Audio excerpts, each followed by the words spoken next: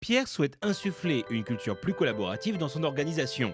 Pour cela, il sait qu'il doit faire évoluer le comportement de ses collaborateurs. Il rencontre Paul, consultant Marilink, qui lui explique. Le changement est toujours long et difficile.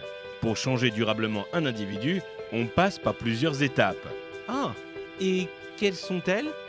1. L'incompétence inconsciente. 2. L'incompétence consciente.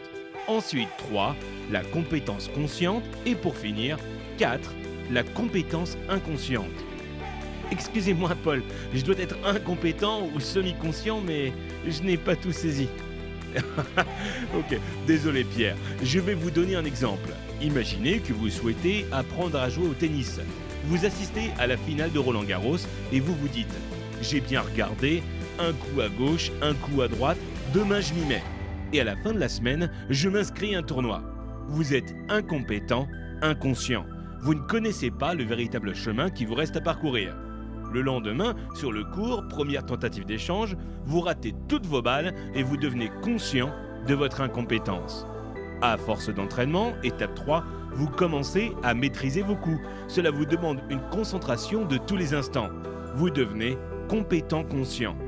Puis, dernière étape, à la longue, vous jouez par automatisme sans avoir à penser à vos gestes. Vous êtes devenu compétent, inconscient. Je comprends.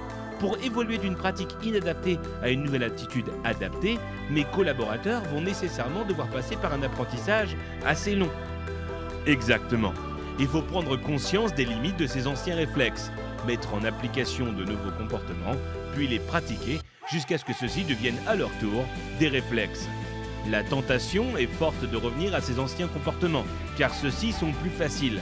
En définitive, c'est bien ce confort que les organisations et les hommes doivent combattre pour opérer un véritable changement.